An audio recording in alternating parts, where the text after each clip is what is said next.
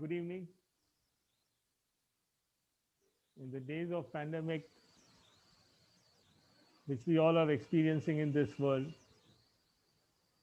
I wish that this webinar was more free. We have to take the standard operating procedures into account, and hence we have more people on the webinar than on the seminar. Today I'm going to talk about Joe Biden, the newly elected president of United States of America, about his life, about his thinking, about his ideology, about his personal things, personal family matters. At the onset, I will say that this book is cannot be finished in 30 minutes, which I have with you. But I would like to start with the prologue, which mentions the date February 12, 1988. A 45-year-old white male father of three awoke on the floor of his hotel room.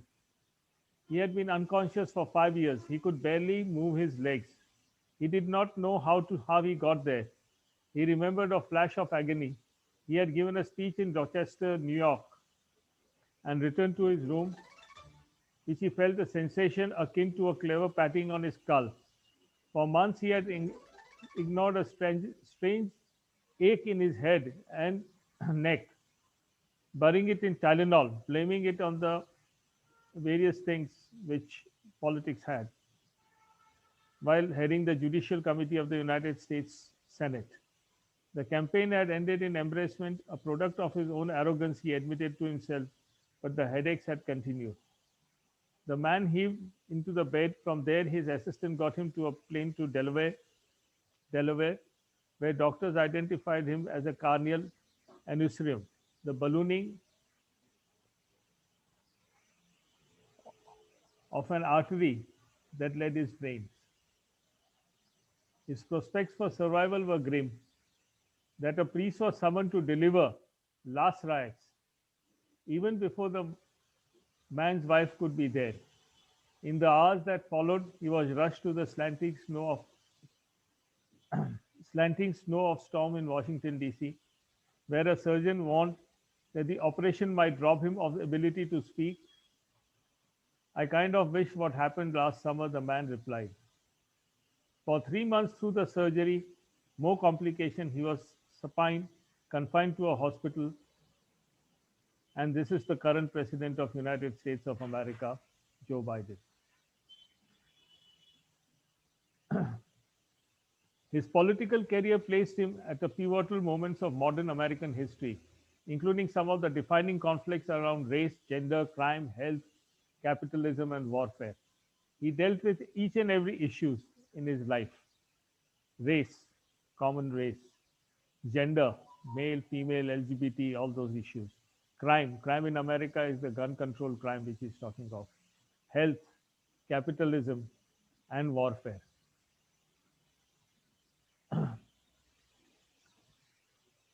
In his speech in 2008 in Democratic National Convention, he said, failure at some point is your life.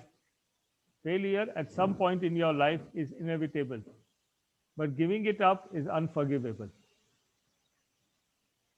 So he was not worried about the failures of his health, on various grounds. Then look at his sharpness. He was talking with the British minister once. So the British minister was a bit sarcastic and he said, I'll call you Mr. Prime Minister instead of his designation, Vice President. So he gave him a very nasty reply. You call me Mr. President and I'll call you Mr. Prime Minister. So this was 2020 when he started his thing. He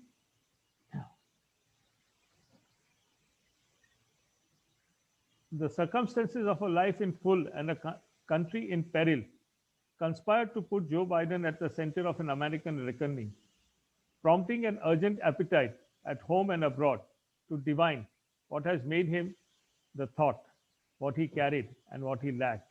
At every moment that his country was lying spread eagled before the eyes of the world, Biden had arrived at his season of history. This is the prologue which it comes. Then he says about, uses a Greek phrase, annus horribilis, a very bad year in his life.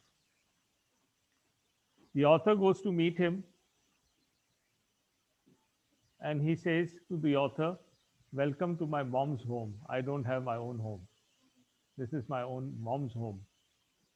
The author is with, he's wearing an N95 mask. Biden was 3 weeks away from America's Democratic nominee for president. You see, the American system works like this, that you have to first get elected in the party, and then the party, you get elected as you stand as a president. Much unlike our systems where most of the leaders are imposed from the top. Now, what he says to the author, 150,000, 3 times as many lives in America lost in Vietnam, in the economy had crumbled faster than any time. Means 3 times of people have died in America than in the Vietnam War. And the economy is in shambles. People are sick and deranged of the president. Not American cities are worst. And what he got the reply was that if Joe Biden would win, that is what Trump said to him. He will be the puppet of the left, markets would crash and cities would burn. This is what the president replied to him, to his comments.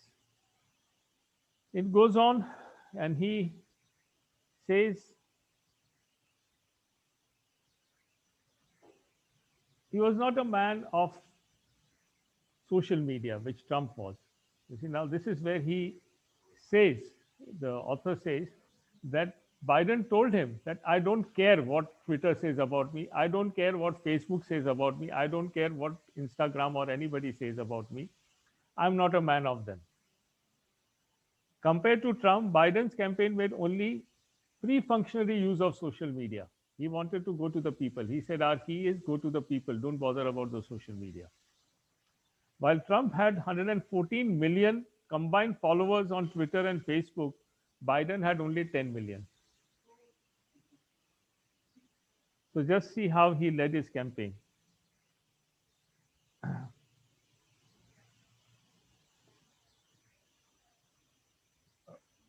In a slur, the president said, Biden teeth are so white, they are voting for Romney. You know, one of the Republican candidates once upon a time. I mean, Trump had this habit of humiliating his own party also. The campaign goes on. He gets very much annoyed with the black riots which followed during the Trump times.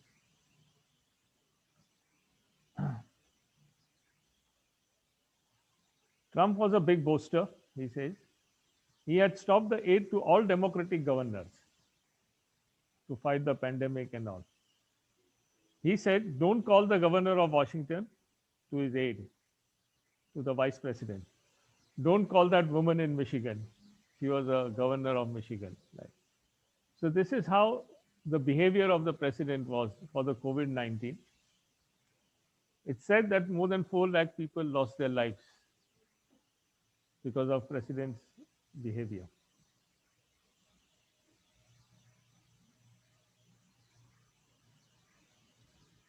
Biden strongly believed that Trump's failure of leadership, particularly to the pandemic, had become clear even to the steadfast Republican advocates. Biden was very clever to know that Republicans are split. Many don't like Trump. So he started his campaign in the year which he says was a horrible year of extremes.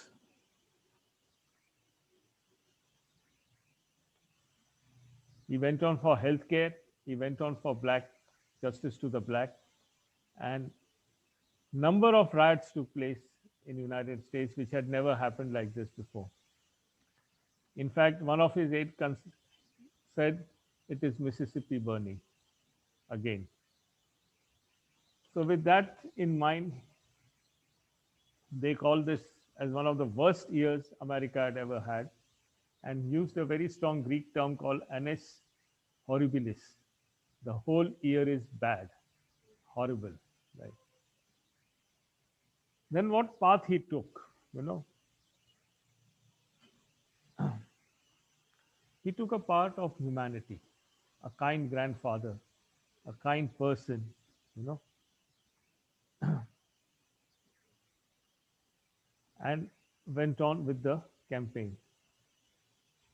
Biden, in his first Democratic nominee, without any Ivy League degree since Walter Mondale in 1984. See, Ivy League is a sort of a status in United States that you are an Ivy League candidate, you are an Ivy League this, you are an Ivy League industrialist.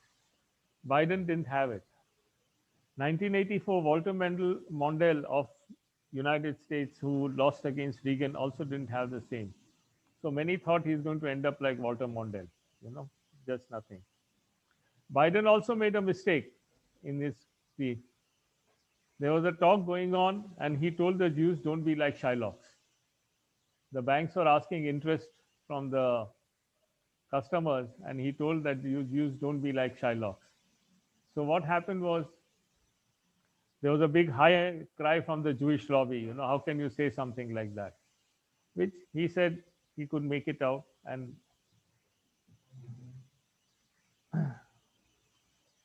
he also said nasty things about Turks, Saudis, and the Emirates. He said they are pouring hundreds of millions of dollars on weapons to, to protect themselves. And those who are using the weapons are none other than Al Nusra and Al Qaeda. So very strong statements he took to get into the people's mind. Then the author deals with how did he grow up, you know? How did Biden become Biden? So way back in 1973, he became the first senator. In 1974, on the basis of his support to the rights and opposition of the war in Vietnam, Biden received a high ranking in American Democratic actions. He even had a tiff with Henry Kissinger when he was a young thing. Henry Kissinger said, "You are a very boyish senator. You know, you are no way experienced." So Biden replied, "No reply, Secretary Dulles. You're a dud." You know. So this is how he gained prominence, and he came into the prominence. The bottom line was, which he said was, you make a mistake, and that was born out of my arrogance. He ran for president very soon in his life, and then he lost it in this party polls. So he said the bottom line was, I made a mistake, and it was born out of my arrogance. He said all these things. I don't deserve to be the president. A very strong thing on his life was that he lost his wife and his children in a car accident. There is a strong passage which says that his wife once asked him, "What do you want to be, Joe?" So Joe told her, his first wife, "I want to be the president of the United States of America, and I will be the president." When he had this tragedy, he almost thought of committing suicide till certain Democrats came in and lifted his morale. There's a whole chapter on Veep, which is a sort of a funny serial in America, a TV serial which he had acted as a comedian. But the first thing is his relationship with Obama. They started as rivals, they became friends later on. And both had a very different background. While Joe was a complete American background, Obama was a mixture of Hawaii, Indonesia, Kenya, and Chicago. Completely different personalities. But they both gave each other everything. And just look at the level of his status when he was young. He says, Dad would give me $1 and I'll pedal to a pharmacy to fetch a half gallon of Bayer's ice cream. Then we all will sit and have that ice cream looking at watching the television. $1 to get ice cream. That was his area of working. Area of his stature.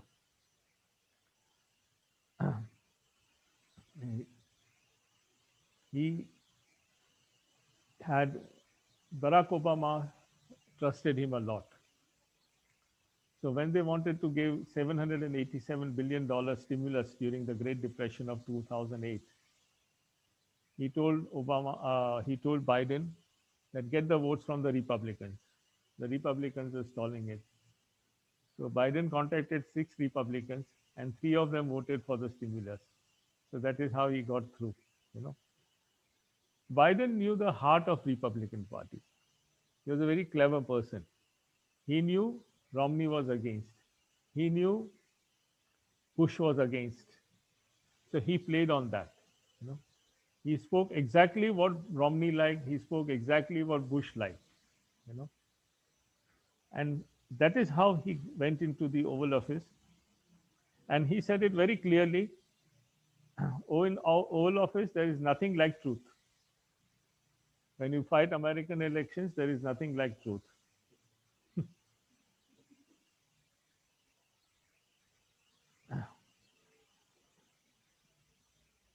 He, again, a great admirer of Dr. King. He would say, we are a single garment of destiny. Whites, blacks, browns, all are a single garment of destiny. So this is how he built himself into a very formidable leader, a very silent worker, according to the author. He never used to speak loudly. He never would humiliate anybody. In one of the sentences, it says, the more the Trump speaks, the more I win. So here is the question of how he was as an envoy. Since he was the vice, a lot of places he would be representing America. His role in Ukraine was that he told the president, please move out of the office. You are going to be thrown away. The president did not believe him, Yugoski, and finally he got thrown away. People were and he ran away. His role in China was he told them very prominently, that this won't work. Your anti-people's policy won't work. You can do business, but you cannot do business every now and then. You are going to suffer in future, and that is what is happening. His role in Israel, very strong. He told them, mend fences. You cannot keep on doing what you are doing for years together. So mend fences. And he said that the preamble of Israel never meant what we are doing. So, but this a very, very strong envoy, would not means any words. He wouldn't hurt anybody. But some senior leaders in Pentagon did not like it, because it was hampering this thing. So Obama had a hard time bringing again the Pentagon and White House together when he was the vice president.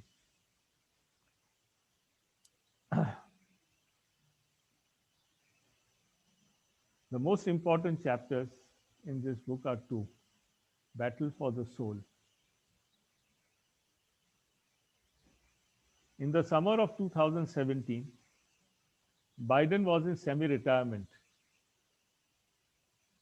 working to support cancer research and rallying, sorry, and telling anyone in earshot that he could have beaten Trump, you know, if he had stood before. In August, the white supremacists carried torch through Charlottesville in Virginia. Biden watched it. Trump spoke approvingly of the fine people, very fine people on both sides. I thought, holy God, this guy is going to be worse than I thought ever was. He was. Biden told me, that is, he told the author. He read one of the books by Harvard political activist Stephen Levinsky and Daniel Sibler and said, look what is being done. Look what's being said, not just by him, but by his followers and some of his elected colleagues, Biden said. Trump action played a reservoir of existing anger, he thought, in him. It just didn't happen with Trump. I don't even see Trump understands it, what he's doing to the country. So the battle of soul began. One of the issues which Trump always used to talk about was Obamacare. Uh, Obamacare was something for the people, and where the rich would pay more and the poor would pay less. Many people told him, don't enter into this, we may lose some votes. He said, no, we are entering. We are making Obamacare more strong. From 65, I'm reducing the age to 60. That's it. Nothing doing. Then let us face it. It's bogus. The guy is a liar, means Trump. So he entered into Obamacare. Many in his Democratic Party said, please don't get aligned too much with the blacks and the what the movement over there, the blacks have a right to live kind of a movement. He said, no, nothing doing. We have to keep it open. We have to go, come what may, he said. He judged the anger and resentment against Trump very strongly in the businesses. So he worked on them. You know? He worked on the dissidents in Republicans. He worked on a lot of actors, who had grudge against Trump.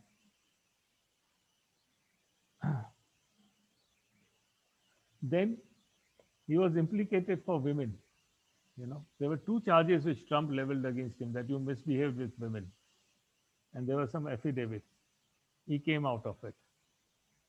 He proved that they were all bogus, just given money, and they would speak that Trump met me in Senate and he misbehaved and all that 6 years back and 7 years back kind of thing. His son was said to be corrupt when he was the vice president, Biden. So Trump made a big issue out of it. And Trump was arranging it in such a way that he called the Ukrainian president and said, please investigate this guy and fix him. I need your help for the election. The Ukraine president was a fool. He got the phone call recorded.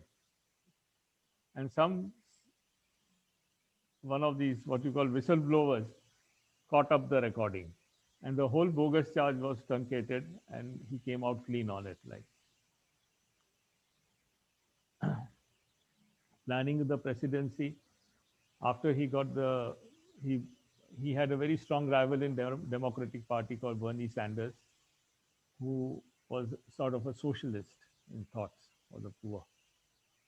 After convincing him, after talking with him, after compromising with him, after saying that getting Trump out of the office is more important than what we two are doing, Bernie Sanders decided to give up presidency.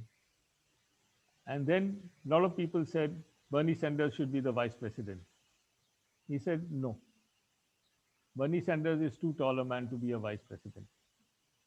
Let me give you a surprise. So he selected, well, all you know, Kamala Harris as his vice president mate. This was a very clever move. He cemented the entire black community with him. which was getting a bit disturbed by his white this thing, race and all that thing. And they planned the campaign in such a way that we don't want to go into the deeps of everything. We planned the campaign on humanity. The pandemic is destroying America. The pandemic is destroying the middle class. No jobs, economic downturns, everything was happening. The president was least bothered. He was an arrogant fellow. So what these people do, and his only positivity was white supremacy. You know, we are superior, make in America, this, that, that.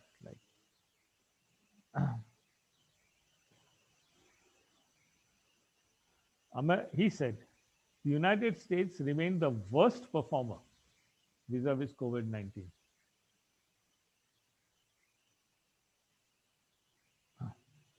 With more than 6 million cases, 60 lakhs people, 6 million cases. That infection rate, which had read astronomically high in August. He said, this is too much. This is the main issue. How do you deal with these people who are sick? Medicines were not working.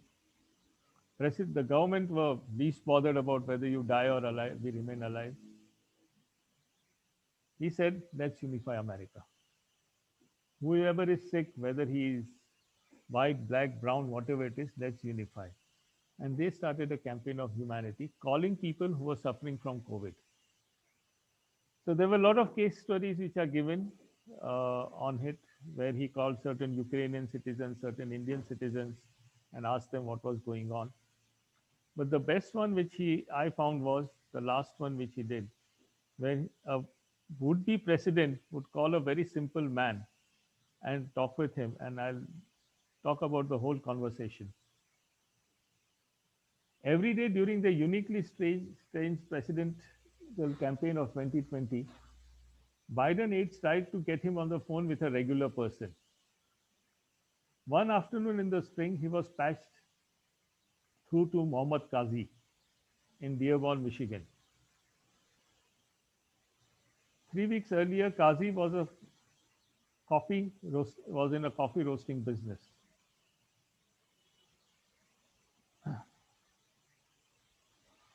He had tested positive for COVID-19. When Biden called, he was quarantined in his house, trying to protect his wife and 2 children. Kazi, who recorded the call and played it for the people, told recorded for the author Biden that his daughters, who was 2, did not understand why he could not come out of his bathroom. She keeps telling me, Baba, open the door, as he described the situation as worst. His voice fell, and he tried to steady himself. I'm sorry, Mr. Vice President, he said. Biden told him, don't be sorry. I think your emotionally state is totally justified. And in my mom would say, you have to get out of it. Biden's mom was very strong. Biden told Kaz, that he too once had children too small to understand a crisis unfolding around them. Nothing is same, but I have some sense of what is going through, Biden said. He suggested that the Kazi plays a simple game with his daughter through the door, asking her to guess a number of colors. Tell her stories about what it's going to be like when daddy gets better, he said. They talked for a while about Kazi's father, who immigrated from Jerusalem. Look, we are going to get through this, Biden said. We are a nation. We are because of number of immigrants. We are a great nation because of immigrants. The call was supposed to last 5 minutes. They talked for 22 minutes. Listening to Kazi's call put me in mind of Franklin Roosevelt's famous line. The presidency is not material in administrative office. It is preeminently a place of mutual leadership. Joe Biden's life was replete with mistakes and regrets and engineering personal loss. And if he came to the presidency, he was unlikely to supply much of his exalted rhetoric that reaches a nation's soul. But the people in mourning, he might offer something is like a solace, a language of healing. This is what he had. Many, many things in this book might surprise you. You might think that in India we have a lot of, we do, our politicians have a lot of respect, G, G, G. Biden once told Obama, who was the president, fuck off. And he was not regrettable. They were discussing a few things, and Biden was getting said Obama was getting up my sleeves, so words came out of my mouth, fuck off, president, like that. And he said he made it a point that every morning he will go to the Oval Office, walking from his office in the same compound, and tell the president, "Am I in the deal today?" This is the normal vice president image in America was, okay, sit down. You just have a rubber stamp. You know, whatever I do is right. He said, I will go and tell him, am I in the deal today? And he'll say, yes, yes, you are in the deal today. You know? So everything he said, I had made it very clear to Obama that I'm not going to be a vice president who is just going to say yes to everything you say, and that's it. Surprisingly, Vice President of Trump, Pence, spoke against him in the end. Dick Cheney, the Vice President of Bush, also spoke against him. So this is not something new, but it is something very much that even a vice president, I don't think our vice president go to the prime minister and say something. He won't be the vice president next day. So this is what it is. A very, very strong schooling, you know, very preliminary, very, very upbringing was very, you can say it as humble upbringing, you know, very disturbed personal life, very disturbed health, which I described you in the very first shot that he's succumbed to the pressures of brains. And the doctors, I mean, they had called a priest for him. And the guy is going, you better pray for him. Like, and he survived it. So, as it stands, it looks that he's a very, very uh, strong man. My only tragedy with this book is that in the whole 200 pages, not a single word of India is mentioned. Not a single word India is mentioned.